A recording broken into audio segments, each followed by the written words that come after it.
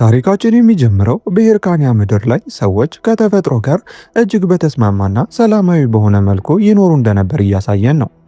ነገር ግን ይህ ሰላም ለዘላለም አልዘለቀም። አረመኔውና ጨካኙ ንጉሥ አንዚስ ወደ ስልጣን በወጣ ጊዜ በየቦታው ጥፋትንና ውድመትን ማምጣት ጀመረ። አንድ ቀንም ሶኒያ የተባለች አንዲት ወጣት ልጅ የምትኖርበትን መንደር በድንገት አጠቃ።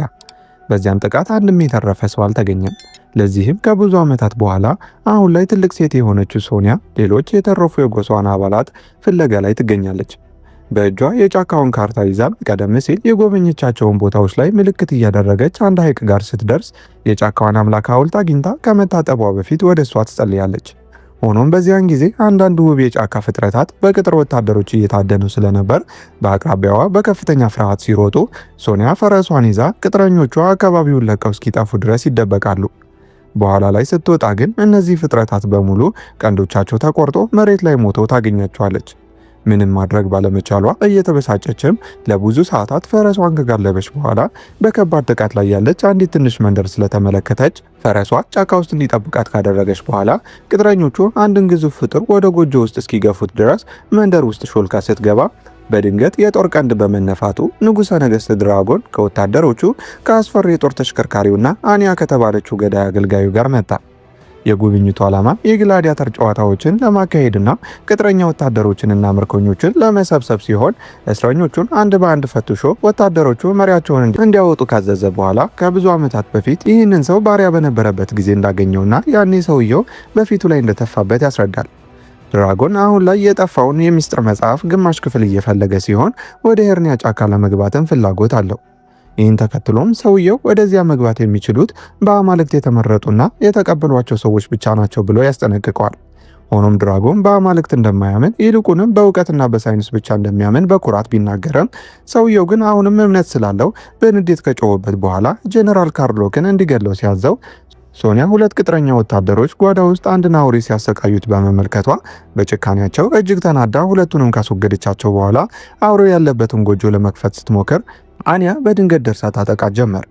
ሆኖም አንያ በሰይፍ ፍልሚያ የተሻለች በመሆኗ ትጥቅ ብታስፈታትም ሶኒያም የዋዛ አልነበረችም። እግሯ ላይ በመጠምጠም አጸፋዊ ጥቃት እየሰነዘረች መሬት ላይ ሲታገሉ ብዙ ሰዎች በዙሪያቸው ተሰብስበው ሶኒያ አንያን ወደ ድንጋጤ ውስጥ ብከታትም ይህን ያየው ድራጎን ጥሩ መዝናኛ ሆኖ እንዳገኘው ይናገራል። ነገር ግን ድንገት ወደ ሶኒያ በመሄድ ትኩረቷ ስለተከፋፈለ ካርሎክ ትጥቅ ያስፈታትና ከጥቂት ጊዜ በኋላ መስቀል ላይ ታስራ በወራሪው ድንኳን ውስጥ ትነቃለች። ድራጎንም ስለ እሷን ማወቅ ስለፈለገ ጥያቄዎች የሚጠይቃትም መናገር ስላልፈለገች ካርሎክ ቁስሏን በሰይፍ ይወጋታል። ድራጎንም ካርታዋን ሲወስድባት ሶኒያ በቁጣ ልታጠቃው በመሞከሯ አንያ ሰይፏን ወደ እርሷ አነጣጥራ እንድትመለስ ታስገድዳታለች። ሆኖም ድራጎን ግን ገና በግላዲያተር ጨዋታ ሊጠቀምባት ስለሚፈልግ አንያን እንዳትገላት ይከለክላታል። ሶኒያም ራሷን እንደገና ስትስት መንደሯ ላይ ጥቃት የተፈጸመበትን ቀን በህልሟ ትመለከታለች። እናቷ ልጆቹን ይዛ ወደ ጫካ እንድትሮጥ ስትነግራት ትንሿ ሶኒያ ግን ሌሎች ልጆችን ለማዳን ብትሮጥም ወራሪዎቹ በየቦታው ስለነበሩ ለማንም መድረስ አልቻለችም ነበር። በመጨረሻም እናቷ ስትገደልም ለማየት ትገደዳለች። አሁን ላይ ስትነቃም ራሷን ከሌሎች ባሪያዎች ጋር አንድ የእስረኞች ጋሪ ውስጥ ታገኘዋለች። በመሃል ጋሪዎቹም ወደ ዋና ከተማ ሲወስዷቸውም ሰዎች ፈረሷን ሲገርፉት ስታይ በንዴት ተነስታ ጠባቂዎችን በማጥቃት አንዱን ጠባቂ ሰንሰለቷን ተጠቅማ ልትገለው ብትሞክርም ወታደሮች ይዟትና ተመሳሳይ ህልም ወደምታይበት የጋሪ ስር ይመልሷታል። ሆኖም ከተወሰነ ጊዜ በኋላ ስትነቃ አንዲት አሮጊት ሴት ፊት ለፊቷ ስታይ በህልሟ ምክንያት እናቷ መስላት ትደነግጣለች። ነገር ግን ተራ አሮጊት ብቻ መሆኗን ስትገነዘብ አንገቷን ይዛ እንደ ጋሻ ልትጠቀምባት ትሞክራለች። ይሁን እንጂ ሌሎቹ ባሪያዎች ህይወት እዚህ ምንም ዋጋ እንደሌላትና ማምለጫ እንደሌለ ስለሚያውቁ ያስረዷታል። አሮጊቷን ብትገላት ማንም ግድ አይሰጠውም።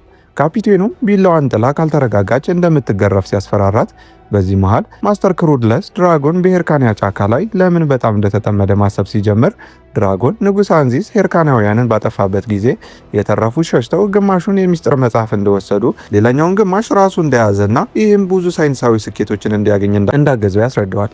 መጽሐፉ ውስጥ ድራጎን ብቻ የፈታው ኮድ አለ። በውስጥ ያለውን እውቀት የተማረ ልጅም ዓለምን እንደሚገዛ ይተነብያል። ድራጎንም ይህ ትንቢት ስለ እርሱ እንደሆነ ስለሚያምን እንዴት እንደሚፈጸም ማወቅ ይፈልጋል። በሌላ በኩል በዚያች ሌሊት ሶኒያ ከጉድጓድ ውስጥ ለመውጣት ብትሞክርም ሌሎች ባሪያዎች ማንም ወደ ላይ እንዳልደረሰ በማሰብ ቢስቁባትም ተሳክቶላት ወደ ላይ ትደርሳለች። ነገር ግን ወዲያውኑ በጠባቂዎች ትከበባለች። ሆኖም ጥቂቶቹን ደብድባ አንዱን ወደ ጉድጓድ ውስጥ ብትወረውረውም ተጨማሪ ጠባቂዎች ደርሰው በመጨረሻ ተይዛ ወደ አልጋዋ ተወስዳ ስትታሰር ጓደኞቿ ነፃ ለመሆን መድረኩ ላይ ያሉትን ትግሎች ሁሉ ማሸነፍ እንዳለባትና አኒያም ቀደም ብላ ባሪያ እንደነበረችና ነፃነቷን በዚህ መንገድ እንዳገኘች ይነግሯታል። ይሁን እንጂ የምትሰማቸው ድምጾች የገደለቻቸውን ሰዎች መናፍስት እንደሆኑ ወሬ ይናፈሳል። ቤተ መንግስት ውስጥም አኒያ የመድኃኒቷ ጠርሙስ ሊያልቅ መሆኑን ስትገነዘብ ወደ ክፍሏ ገብታ ባዶ ጠርሙሶችን ትደብቃለች። ይህ መድኃኒት እንደሚፈውሳት ቃል ገብተውላት ነበር፣ ግን ጤናማ እስክትሆን ድረስ እቴጌ መሆን አትችልም። አዲስ ጠርሙስ ተሰጥቷት ሁሉንም ስትጠጣ መስታወቱ ውስጥ መናፍስት ማየት ትቀጥላለች። በማግስቱ ጠዋትም ባሪያዎቹ ለጨዋታዎቹ ስልጠና ይጀምራሉ። ሶኒያም ኦሴንን ታገኘዋለች። ኦሴን ከተያዘበት ጊዜ ጀምሮ በምንም ቢላዋ ያልተነካ በመባል የሚታወቅ ልጅ ሲሆን እርሷም ይህን እንድትቀይርበትና እንደ ሽልማት እንድታገኘው በመቀለድ ትፈታተነዋለች። ነገር ግን ፔትራ ሶኒያ ወደፊት ማንን መዋጋት እንዳለባት አታውቅምና ጓደኝነት መመስረት እንደሌለባት ትመክራታለች። ጨዋታው ሲጀመርም ባሪያዎቹ አንጥረኛውን ከበው የተሻለ የጦር መሳሪያ ለማግኘት ይሽቀዳደማሉ። ሶኒያ ግን አዲስ ስለሆነች የእንጨት ሰይፍ ጋሻ እንዲሁም እጅግ አሳፋሪ የፒኪኒ ጋሻ ብቻ ታገኛለች። መድረኩም በህዝብ ተጨናንቆ ሁሉም ሰው በሌላ ጨካኝ ግድያ እየጮኸ ሶኒያና ፔትራ ወደ መድረኩ ይላካሉ። ሶኒያ ግን ለመዝናኛ ብቻ ንጹህ ሴት ለመግደል ስላልፈለገች በምትኩ ንጉሠ ነገሥቱን ራሱን መዋጋት እንደምትፈልግ ብትናገረም ድራጎን ይህንን ጥያቄ ስቆ ውድቅ በማድረግ ጠባቂዎቹ ፔትራ ላይ ቀስት እንዲወረውሩ ምልክት ይሰጣል። ፔትራም ከመሞቷ በፊት ወደ እርሷ ሮጣ ሶኒያን ይቅርታ ትጠይቃለች። ወታደሮቹ ወደ መድረኩ ሲገቡም ሶኒያ የፔትራን የተሻለ ሰይፍ ወስዳ መዋጋት ትጀምራለች። የመጀመሪያውን ተዋጊ እግሮቹን በመቁረጥ አጋድመው የእሱን የተሻለ ሰይፍ አንግባ የቀረቱን ወታደሮች አንድ በአንድ በፍጥነት ማስወገድ በመቻሏ በጥቂት ደቂቃዎች ውስጥ ሁሉንም አሸንፋ ህዝቡ ድሏን ሲያከብር ድራጎንን በችሎታዋ ይደነቃል። እሷም ከመድረኩ ከመውጣታው በፊት የፔትራን የአንገት ሐብል ወስዳ ለሐዘንተኛው ወዳጇ ሀውክ ትሰጠዋለች። ኦሴንም ለሞቱት ባሪያዎች ሁሉ መጠጥ ከሰጣቸው በኋላ ሶኒያ የጎሳዋን ባህላዊ መዝሙር በመታሰቢያነት መዘመር ስትጀምር ዴክስም ግጥሞቹን ስለሚያውቃቸው አብሯት ይዘምራል። በማግስቱም ክሩድለስ ድራጎንን አስኳል የተባለ ቅርስ ያሳየዋል። ይህም በኤሌክትሪክ ተጠቅሞ ከጫካ አውሬ ጭንቅላት ጋር መያያዝ የሚችል ሲሆን ድራጎንም የርቀት መቆጣጠሪያ በመጠቀም አውሬውን ወደ እብደት እንዲገባ ሲፈትነው በውጤቱ ይረካል። በሰዎች ላይም ተመሳሳይ ውጤት እንዲፈጥር ይፈልጋል። ነገር ግን ክሩድለስ በርካታ ባሪያዎች ላይ ሙከራ ቢያደርግም አስኳሉ ሁሉንም ስለሚገላቸው ውጤቱ አልተሳካም። ለዚህም ድራጎን የመጽሐፉን ሌላኛውን ግማሽ ክፍል ካገኘው ይህን ፕሮጀክት አጠናቀው ሙሉ በሙሉ ቁጥጥር ስር የዋለ የሰዎች ሰራዊት መፍጠር እንደሚችሉ ያምናል። ክሩድለስም በአሁኑ ጊዜ መላውን ከተማ የሚያገለግለውን የሚነድ የምድጃ ስርዓት ካሳየው በኋላ ወደፊት ለጦርነት መሳሪያነት ሊውል እንደሚችል ቃል ሲገባለት በጉድጓዱ እስር ቤት ውስጥ ዴክስ ሶኒያ መዝሙሩን እንዴት ሊያውቀው እንደቻለ ትጠይቀዋለች። ምክንያቱም በኤርካና የተወለደ አይመስልም። ነገር ግን ዴክስ ከጫካው ጎሳ እንደሆነና አሁንም ጫካው መሃል ገና በህይወት ያሉ የተረፉ ሰዎች እንዳሉ ሲገልጽላት ሶኒያም በዚህ ዜና እያለቀሰች ማምለጥ እንዳለባቸው እየተናገረች ሳለ ካፒቴኑ ቤተ መንግስት ውስጥ እንደሚፈልጓት ሲነግራት ውይይታቸው ይቋረጣል። ወደ ፒኪኒ ልብስ ተመልሳም ግብዣ ወደሚደረግበት ታላቅ አዳራሽ ትወሰዳለች። እዚያም ድራጎን ሰራዊቱ ያሸነፈባቸውን ቦታዎች ሁሉ የሚያሳይ የሀገሪቱን ካርታ ያሳያታል። ጫካዎቹን ቀጣይ ኢላማዎቹ መሆናቸውን ያሳውቃታል። ይህም ሳይበቃው ሌላኛውን የመጽሐፍ ግማሽ በአምልኮ ስርዓቶች ላይ ተጠቅሞ የጎሳውን ትዝታ እንደሚቀሰቅስ ሲያሳያት፣ በዚያ ምሽት ሶኒያ በህልሟ እነዚህን ስርዓቶችና እናቷ መጽሐፉ እንድትጠበቅ ስትነግራት እንደገና ትመለከታለች። ነገር ግን ድራጎን እናቷን ገለው መጽሐፉን ከመስረቁ በፊት ሶኒያ ህልሟ ይህን ውጤት እንዳያመጣ ቆርጣ ከእንቅልፏ ትነሳለች። በተመሳሳይ ሰዓት አሬና ውስጥ ባሪያዎቹ ፈረስ ላይ የተቀመጡ ቅጥረኞችን ለመዋጋት በመገደዳቸው ፈረሰኞቹን ለማጥቃትና ሰዎቹን ለመግደል አብረው ይሰራሉ። ካፒቴኑም ተጨማሪ ባሪያዎችን ሲፈልግ ሶኒያ ስላልተመረጠች ቅሬታ ብታቀርብም ካፒቴኑ ድራጎን ሌሎች ሲሞቱ መመልከት ስለሚፈልግ ከትግል እንደከለከላት ቢነግራትም ሶኒያ ኦሴንና ዴክስን እንዲጠብቋት ተናግራ ወደ አንጥረኛው ሄዳ የተሻለ የጦር መሳሪያ ስትጠይቅ አንጥረኛው መጀመሪያ ፈቃደኛ ባይሆንም ሶኒያ ስሙን የምታስታውስ ብቸኛ ሰው መሆኗን ሲረዳ ሀሳቡን ይለውጣል። ሶኒያም የተሻለ መሳሪያዋን አንግታ ካፒቴኑን ችላ ብላ ወደ አሬናው ስትገባ ፈረስ የሚጋልቡ ሁለት ቅጥረኛ ገዳዮች ይከተሏታል። ነገር ግን ድራጎን ጠባቂውን ሁለቱም ተኩሶ እንዲገላቸው ሲያደርግ ሶኒያ ለመዋጋት እዚህ እንደመጣች በቁጣ ስታስታውሰው፣ ድራጎን ግን የመጨረሻዎቹን ሄርካናውያን የት እንዳሉ ብቻ ማወቅ እንደሚፈልግና ካልነገረቻቸው ግን ባሪያዎቹ ሁሉ እንደሚሞቱ በማስፈራራት ጠባቂዎቹ እያንዳንዱን ባሪያ ወደ አሬናው እንዲያመጣቸው በማስደረግ የርቀት መቆጣጠሪያ ተጠቅመው አንገቱ ጀርባ ላይ አስኳል የተገጠመለት ግዙፍ ሳይክሎፕ እንዲመጣ ያደርጋል።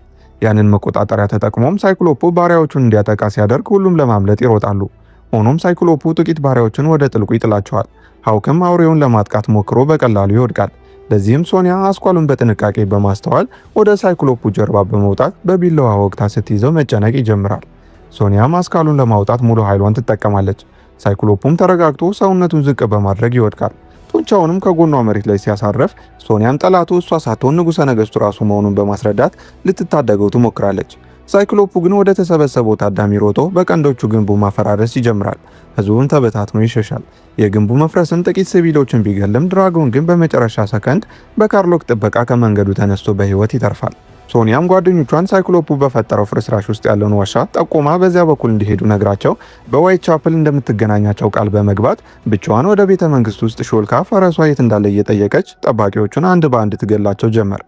ቡድኑ በሙሉ ሲያልቅም የመጨረሻውን ሰው ብቻ በህይወት ትታ ወደ ክሩድለስ ላብራቶሪ ትሮጣለች። ሰራተኞቹን በፍርሃት ይሸሻሉ። እሷም ውስጥ ያሉትን ሙከራዎችንና የሚነድ ምድጃ ትመለከታለች። ነገር ግን መጀመሪያ ፈረሷን ከታሰረበት ካወጣችሁ በኋላ ሰይፍ ወደ ምድጃው በመወርወር ቤተ መንግስት ውስጥ ትልቅ ፍንዳታን ታስከትላለች። ፍንዳታውም ታላቁን አዳራሽና መስኮቶችን ሰብሮ ብዙ ጉዳት ያደርሳል። ይህን ተከትሎም ድራጎን በጥቂት ጉዳት ተርፎ ቢቆይም ክሩድለስ ግን የመስታወት ስብርባሪ አንገቱን ስለወጋ ወዲያውኑ ይሞታል። ለዚህም ድራጎን ቀኝ እጁን በማጣቱ በጣም ሲያዝን አንያ ሶኒያን ለማጥቃት ሰላዮቿን መላኳን ትነግረዋለች። በማግስቱ ጠዋትም ሶኒያ ከጓደኞቿ ጋር ተገናኝታ ሁሉም አብረው መጓዝ ሲጀምሩ በመሃል ኦሴን የተለየ መንገድ መያዝ እንዳለበት ያሳውቃታል። ምክንያቱም ከመያዙ በፊት ልዑል ነበር። ለዚህም አሁን መንግስቱን መልሶ መገንባት ይፈልጋል። ሶኒያም ልትስመው መስላ በመጠጋት ከእንግዲህ እንዳይነካት አስጠንቅቀው በምትኩ እጁን በቢላዋ ትቆርጠዋለች። ቡድኑም ለማረፍና ጉዳታቸውን ለመንከባከብ ድንኳን ሲጥሉ ሶኒያና ዴክስ ህዝባቸውን ለማግኘትና የልጅነት ትዝታዎቻቸውን ለመካፈል ጓጉቶ በመጠባበቅ ላይ ሳሉ በመሃል ከባሪያዎቹ አንዷ ይከታተሏቸው የነበረውን ቡድን ደምስሳ ከነሱ መሃል አንዱን ብቻ ይዛው ትመጣለች። እሱም ለሶኒያ የድራጎን ጦር እየተከታተላቸው መሆኑንና አንድ ቀን ብቻ እንደቀራቸው ሲናገር ሶኒያ ገላው ከዴክስ ጋር በግል ትነጋገራለች። ሆኖም ዴክስ ቦታቸውን ለድራጎን ጦር ስለገለጠችላቸው ከቡድኑ ጋር መቀጠል እንደማይችል ሲገልጽላት ሶኒያ ህዝቡን ብቻውን እንዲያገኛቸው ትልከዋለች። የቀሩትን ባሪያዎችም እንዲሄዱ ለማድረግ ብትሞክረም እነሱ ግን ብቻዋን ለመተው ፈቃደኛ አይሆኑ። ከጥቂት ጊዜ በኋላም ድራጎን አንድ መንደር በሶኒያ ቡድን ጥቃት እንደተፈጸመበትና ሁሉም ነገር እንደወደመ ይረዳል። ሰራዊቱም በአንድ ወይም በሁለት ቀናት ውስጥ እዚያ እንደሚደርስ ስለሚያውቅ አእምሮ ማጣት ይጀምራል። ለዚህም አንያ ደካማ ብላ ስትጠራው መከራከር ይጀምራሉ። ነገር ግን ይህ ውይይታቸው ሶኒያ በአቅራቢያ ስትታይ ይቋረጣል። እሷም የአንድ ወታደር ጭንቅላት ወደ እነሱ በመወርወር ድራጎን ተጨማሪ ሰላዮችን መላኩን ከቀጠለ ነገሮች እንደሚባባሱ ቃል ብትገባለትም በምላሹ ግን ካርሎክ የዴክስን ጭንቅላት ይወረውርላታል። በዚያ ምሽትም ሶኒያ ወደ ቡድኗ ሰፈር የሚቀርቡ ሰዎችን ስታይ ቀስቷን ለመተኮስ ትዘጋጃለች። ይሁን እንጂ እነርሱ የጠፉ የህርካናውያን መሆናቸውን የሚገልጽ ድምፅ ስትሰማ ክፉኛ ትደነግጣለች። ከመንደሯ ነዋሪ ከሆነች ስፔር ከተባለች ሴት ጋርም ትገናኛለች። ሆኖም ወታደሮቹን ለመፋለምና ሁሉንም ለማዳን የሚያስችል በቂ ሰው እንደሌላቸው ይነግሯታል። በተጨማሪም የመጽሐፉን ሌላኛውን ግማሽ ስለያዙ በዚያን ቀን ምን እንደተፈጠረ ይተርኩላት ጀመር። ጥቃቱ በተፈጸመ ቀን አንድ ልጅ በቤተ መቅደስ ውስጥ ተደብቆ መጽሐፉን ለማዳን ሲሞክር አንድ ካህን ተመልክቶት ነበር። ነገር ግን አንድ ወታደር መጽሐፉን ለመንጠቅ ሲል ካህኑን አጥቅቶ ሊወስደው ሲሞክር በትግሉ መካከል መጽሐፉ ለሁለት ተቀደደ። ጄስፐርም ወታደሩን ከኋላ አጥቅታው ከመግደሏ በፊት አንዱን ግማሽ መውሰድ ብችልም ሌላኛውን ግማሽ ከመያዟ በፊት መሸሽ ነበረባት። ትንሹ ልጅ ግን ቀሪውን ግማሽ ወስዶ ወታደሮቹ ከመድረሳቸው በፊት ደበቀው። ይሁን እንጂ ከጥቂት ቆይታ በኋላ ባሪያ ክፍል ውስጥ ይሄው ልጅ ራሱ መጽሐፉን አንብቦ ውስጡ ያለውን ሚስጥር በማወቅ ከባርነት አምልጦ ንጉሠ ነገሥት ድራጎን ራሱ ለመሆን በቃ። ይህንን ተከትሎ አሁን ሄርካናውያን ከመጽሐፉ ጋር መደበቅ ቢፈልጉም ሶኒያ ግን ድራጎን እነሱን መፈለጉ እንደማያቆም ስለምታውቅ ቡድኑ ይህንን ጦርነት ለአንዴና ለመጨረሻ ጊዜ ለማቆም አቋም እንዲይዝ ማሳመን ላይ ያለች። ከጥቂት ደቂቃዎች በኋላ ሰፈሩ በድራጎን ጦር ተከቦ ብዙ የተራቀቁ መሳሪያዎችን ይዘው መምጣታቸውን ይረዳሉ። ወታደሮቹ መድፎቻቸውን መተኮስ ሲጀምሩም የሶኒያ ቡድን ለመሸሽ ይገደዳል። ፍንዳታዎቹም ጫካውን በእሳት ያቀጣጥሉታል። የቀሩትም ጫካውን ሲወሩት ድራጎን ለአንያ የሶኒያን ጭንቅላት ካመጣችለት እንደሚያገባት ቃል ይገባል። ጫካ ውስጥ ደግሞ የሶኒያ ቡድን ወታደሮች እስኪቀርቡ ድረስ ከዛፎች ጀርባና ከቁጥቋጦች ስር ተደብቆ እየተጠባበቀ ሳለ እሳቱ እየተስፋፋና ፍንዳታዎች እየተከሰቱ ባለበት ጊዜ ጭካኔ የተሞላበት ጦርነት ይከሰታል። ብዙም ሳይቆይ ሁለቱም ወገኖች ተዋጊዎችን ማጣት ይጀምራሉ። ሶኒያም ቡድኗ የበላይነት ሲይዝ ጠላቶቿን ወደ ዛፎች ውስጥ ለመግፋት ወታደሮቹን እንዲሮጡ ብትነግራቸውም እሷን የሚከተሉት ግን ጥቂት ወታደሮች ብቻ ስለነበሩ ብቻዋን ለመዋጋት ተገዳ ብዙዎችን ከጣለች በኋላ አንያ ስትመጣ ተመልክታ ሁለቱ ሴቶች ከባድ የሰይፍ ፍልሚያ ሲያካሂዱ ክህሎታቸው እኩል ይመስል ነበር። በመሃል ግን አንያ በመጨረሻ በልጣት ብዙ ቦታ ብታቆስላትም ሶኒያም ተስፋ መቁረጥ ውስጥ ሆናም ቢሆን ድንገት አንገቷ ላይ ታቆስላታለች። በአቅራቢያቸውም ሀውክ ከካርሎክ ጋር ለመፋለም ወስኖ ጥቂት ቡጢና ምት ከተለዋወጡ በኋላ ካርሎክ በመጥረቢያው ብሎ ሲያስወግደው፣ በተመሳሳይ ጊዜ አኒያ ሶኒያን በሰይፏ አንገቷን ቆርጣ ልትገላት ስትዘጋጅ የሶኒያ ፈረስ አኒያን ድንገት ሲያጠቃት ሶኒያ እድል አግኝታ ከመገደል ትተርፋለች። ፈረሷም ዝቅ ብሎላት ጋልባው ትሸሻለች። ጥቂት እንደተጓዙም ሐይቁ አጠገብ እናቷን ከሐውልቱ ጎን ስትመለከታት በህልሟ ይመስላታል። ነገር ግን እውነተኛው አምላክ ራሷ ነበረች። ሶኒያም ምድር ደም እንደምታፈስና ዘንዶ እንዲያሸንፍ ፈጽሞ እንደማይፈቅዱበት ነግራትም ሶኒያ ሁልጊዜ ለከንቱ ስትጸልይ እንደነበረ ስትነግራት፣ አማልክቷ ግን እጣ ፈንታዋን ለመቀበል ጥንካሬዋን ማግኘት እንዳለባት ነግራት ቁስሏን ለመፈወስ ሐይቁ ውስጥ በመጥመቅ የዓለም እጣ ፈንታ እጇ ውስጥ እንዳለ ትገልጽላታለች። በሌላ በኩል የተረፉት የሶኒያ ቡድን አባላት ተማርከዋል። ኤስፐርም ድራጎንን መጀመሪያ በነበረው የሄርካኒያ ስሙ ስትጠራው በጣም በመበሳጨት ከመታት በኋላ ፖርሷን ሲፈትሽ የመጽሐፉን ሌላኛውን ግማሽ ክፍል ያገኘውና ትንቢቱ እውነት መሆኑን እንደማረጋገጫ ይመለከተዋል። ይህን ተከትሎም ወታደሩ ካህኑን እንዲገለው ቢያዘውም ወታደሩ ግን ካህኑን ለመንካት ፈቃደኛ ባለመሆኑ ድራጎን ራሱ ሰይፉን መዞ ኤስፐርን ሊገላት ወደ እሷ ሲዞር ድንገት አንድ ቀስት መጥቶ ጠባቂውን ይገለዋል። ይህን ያደረገችውም ጸጉሯ ላይ ይበልጥ ደማቅ ቀለም የሚታይባት ሶኒያ ስትሆን በተመሳሳይ ጊዜ ኦሴንም ከራሱ ሰራዊት ጋር ይደርሳል። ወታደሮቹም ወራሪዎቹን ለመዋጋት ሲጣደፉ እስረኞቹ አጋጣሚውን ተጠቅመው ነፃ በመውጣት ወደ ውጊያው ይቀላቀላሉ። አንድ የቀድሞ ባሪያም ካርሎክን ካንኮታኮተው በኋላ አንገቱን ነክሶ ሲገለው የድራጎን ጦር ካለፈው ምሽት ብዙ ተዋጊዎችን ስላጣ የኦሴን ሰራዊት በመመከት ወደ ኋላ ፈግፍጎ የፊት ለፊቱን በር መቆለፍ ቢችልም ሶኒያ ግድግዳውን ወጥታ ግንቡ ላይ የነበሩትን ወታደሮች ያለምንም ርኅራኄ መግደል ትጀምራለች። ሆኖም መሬት ላይ ያሉ ወታደሮች አይተዋት ቀስቶቹን ከመተኮሳቸው በፊት ወደ ታች ወርዳ በአዲሱ አስደናቂ ጥንካሬዋ አንድ በአንድ ስታንበረክካቸው ድራጎን አንድ ህንፃ ውስጥ ሆኖ የመጽሐፉን ሌላኛውን ክፍል ሲያነበው ስለ ተፈጥሮ ፈውስ፣ መድኃኒትና ሚዛን ብቻ የሚናገር ስለነበር ተስፋ ይቆርጣል። እስካሁን ያደረገው ሁሉም ከንቱ እንደሆነ ይገነዘባል። ለዚሁም በጉልበቱ ተንበርክኮ አኒያ ሶኒያን እንድትዋጋ ቢለምናትም አኒያ ግን ከሞት የሚያድን ቁስል መፈወስ የሚችል ሰው ስለምትፈራ ፈቃደኛ ባለመሆኗ ድራጎን እሱን መጠበቅ ካልቻለች ንግስት መሆን እንደማትችል ሲናገር በንዴት ሰይፏን አውጥታ ትወጋዋለች። ነገር ግን ወደ ታች ስትመለከት እሷን ቆስላ ስለነበር ሁለቱም አንድ ላይ ይወድቃሉ። በተመሳሳይ ሰዓት ከውጭ ሶኒያ ከወታደሮቹ እስኪያልቁ ድረስ መዋጋቷን ቀጥላ ወደ ህንፃው ስትገባ ድራጎን ጠፍቷል። አኒያ ግን ከመሞቷ በፊት ድምጾቹ በመጨረሻም ጸጥ ማለታቸውን ስትናገር የደማው ድራጎን ጫካ ውስጥ ከፈረሱ ላይ ይወድቃል። ሶኒያም እሱን ፍለጋዋን ጀምራ በደም የተነከሩ የመጽሐፍ ገጾችን መሬት ላይ አግኝታ በመከተል በመጨረሻ በአንድ አሮጌ የተቀደሰ ቦታ ስታገኘው ድራጎን የመጽሐፉን ገጾች እየቀደደ ከአሁን በኋላ ጠቃሚ መሳሪያ እንዳልሆኑ ይናገራል። ሶኒያ ግን መጽሐፉ ፈጽሞ መሳሪያ አልነበረም ስትል ታስተካክለዋለች። መንደሯ ጥቃት ሲደርስበትም ልትረዳው ባለመቻሏ ይቅርታ ስትጠይቀው ድራጎንም ሞት እንደሚፈራ ያምንላታል። ለዚህም ሶኒያ በመጨረሻ ህይወቱ እስኪያልፍ ድረስ እጁን ይዛው ከቆየች በኋላ ሲሞት ወደ ሰፈሩ ተመልሳ ለሆነ ሰው ሳይሆን ላለፈው ልጅ ክብር ስትል ህዝቧ እንደ እውነተኛ ሄርካናዊ አድርገው እንዲቀብሩት ትነግራቸዋለች። ህይወቷ ሙሉም ጫካ ውስጥ ስለኖረች ከነርሱ ጋር ተመልሳ የመኖር ሐሳብ የላትም። ከዛ ወጣ ብላ ዓለምን ማየት ትፈልጋለች።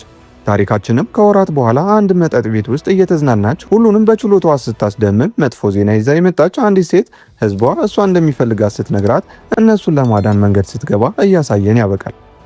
የዛሬው የፊልም ታሪካችንም ይህን ይመስል ነበር። ቀጣይ የምንለቃቸው የፊልም ታሪኮች እንዲደርሷችሁም ቪዲዮውን ላይክ፣ ቻናሉን ደግሞ ሰብስክራይብ አድርጋችሁ የደወል ምልክቷን በመንካት ድጋፋችሁን አሳዩን።